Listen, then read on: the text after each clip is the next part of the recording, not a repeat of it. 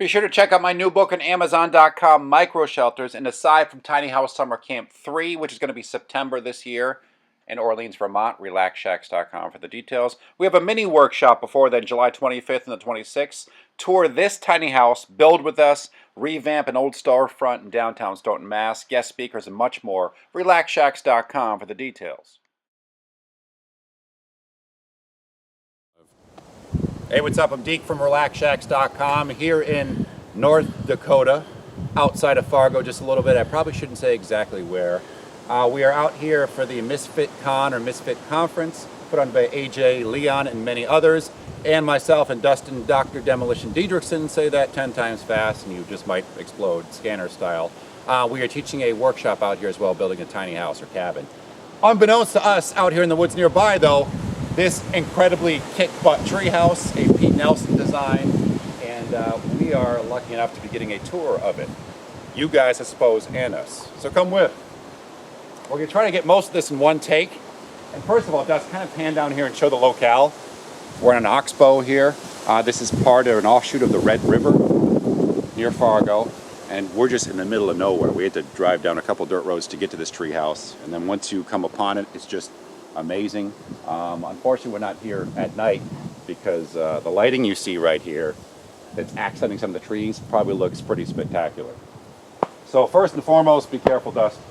As we ascend the steps here, these are simply notched logs as steps, and this landing here is one single log. I mean, look at the size of this thing.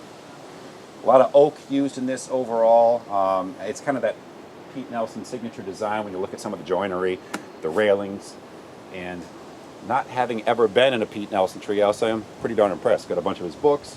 This place is fantastic. One of his older designs, too, pre the TV show. Even some lighting here worked into the posts to illuminate the stairs when going up. Christmas lights wrapped around them, too. I'm in heaven! Now you're going to have to watch yourself, Lurch, because some of these overhangs are headbangers. Not in the Pantera sense. But, should I go up here? No, we'll go inside later, but if you want to pan up here, we have a crow's nest. And it's almost a little bit challenging to get up there, because at one point you have to do the limbo under a couple tree limbs to get up top. But it brings you about another 12 feet up in the air for a pretty cool view of the woods. But right here, as you enter, a prime example of building around the tree and leaving as much as possible. You know, the tree's going to shift and change its growth and sway, of course, in storms, to grow and change over time. So you can see right here, these overhangs are kind of notched or built around this limb. And while it might be inconvenient when consuming several Miller Lights and retreating back to one's treehouse and headbutting this, they've left a good portion of the tree, and it reminds you you're in fact in a treehouse. It's intertwined, so watch your head. And inside, we'll let the camera acclimate. File under. Holy crap, this is awesome. Let's see if we can get these lights on here. Exterior lights. That's all right. Can you see that well enough? Yep. All right, so we have all these custom by a local artist and all this lighting in here. This is a little nook. It's almost like an eatery, breakfast nook. Padded cushions. This table, nautical style, drops down. You can see like the hydraulic, almost the base to it, almost like a bicycle seat. Where you pull that lever, you can drop this down. So this becomes the platform. You pull out cushions, and this is a bed for two. Over here, a great example of kind of dual functioning spaces. Lots of, even the trim work is all probably taken from the trees, you know, where you trim them where you had to. Recycling, reusing the tree itself where it had to be trimmed up. The lighting here is just great, and all the natural woodwork.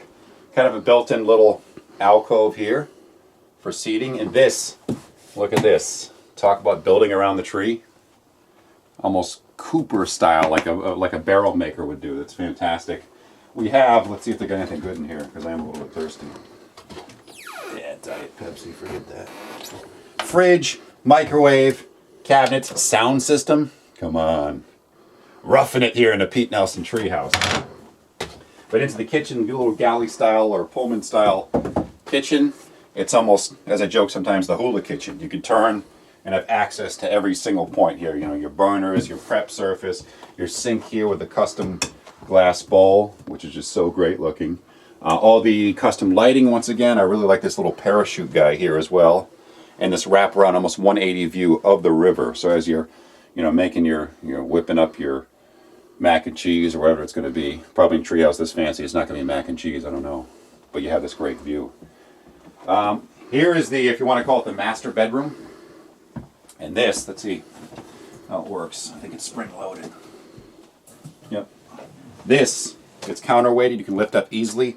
All the storage, cushions, things like that are underneath. So I can, on film, pretend that I'm strong or look strong. But in actuality, the thing's spring loaded, you can just lift it up. Surrounded by windows, yet again. I don't see any curtains, but the thing is, you're up in a tree house and you're in the middle of nowhere, so who's really going to be peeking while you're doing your thing? Surrounded by lights again, if you want to highlight your thing. And here's a, look at this tiny little door. You see in like a lot of the tiny houses, the tumbleweeds, they have these small custom built doors. Here's a prime example of an even smaller one. You know, it's like, oh, got a little heavier since last year. Visited the old tree house, got to butter up the sides to make it through here. But here's something I didn't even notice. Dustin discovered this. It's a roll style screen door that unfurls. So if you want to leave this open for air, it retracts back in here, rolls up, because there's really no cell or wall space room to hide a full sliding screen. Tiny little deck out here, cantilevered grill. You know, you don't have enough space on a tiny deck like this to actually put a grill. Build a stand for it that cantilevers off the edge of it to save that space. And like a little wraparound deck, more for viewing. You couldn't really put chairs out here. I gotta suck in my gut to get through the door. Yeah. Oh, I thought you meant me falling. I'm like, finally one of my videos goes viral because I fall to my death. The one thing I said, I was talking to Ryan from the Minimalists, who's here at the conference in Fargo. I was saying to him, we're hanging on the deck. I'm like, how cool would it be to have a zip line that goes right into the river from here? Uncool, of course, if you fell within the first 15 feet of zipping down it, because we're 15 or so feet up in the air. It would be most ungood.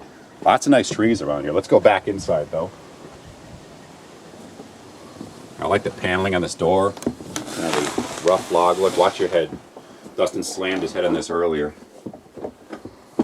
What else we got? We got a TV in here. Yeah, this is really cool. It's like a little burl-looking knot, almost like where the tree heals up its wounds, where the electrical work is coming through. It's almost like a natural conduit. Here's another one here where they've affixed this, this wall-mounted TV with the arm on it.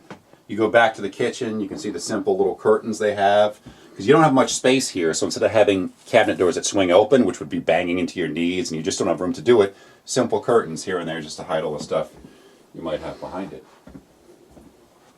And yeah, from this end you get a better look as the sun's finally coming out of that little eatery area. But everything, I mean, just this little attention to, all the attention to detail in here is just incredible. Back here, Dust, I didn't even notice this before.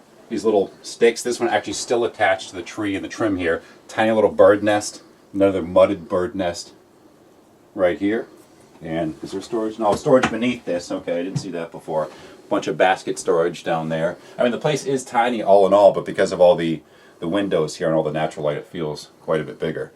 Let's, I don't think you're going to be able to climb to the crow's nest, but I want to check it out. This place, by the way, has there's no bathroom in here, but they have an outhouse that's separate. It's one of the cooler outhouses I've ever seen. We'll probably have to insert a little edit shot of it with the magic of cinematography shortly. And one of the cooler, like, shoot this, Dustin, shoot that. People are like, no, don't do that. People are going to get sick. Over here, check it. It's like almost like a martin house, it looks like. That's one of the cooler birdhouses I've ever seen. That birdhouse is probably worth more than my real house. And up here, I'm going to end the video by climbing up here. I don't think you're going to be able to get up there. Hopefully my ass isn't hanging on my pants. But up here is the crow's nest. And I can climb right up here. You kind of have to limbo under this one part. Up to the top. 4-notch stairs. And right above you, where you at? Oh, there you go. I'm like, where'd he go?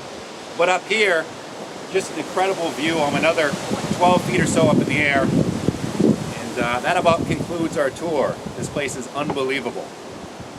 Again, I'm Deek for RelaxShacks.com. Thank you for joining us. Please subscribe to the channel, and we'll see you later.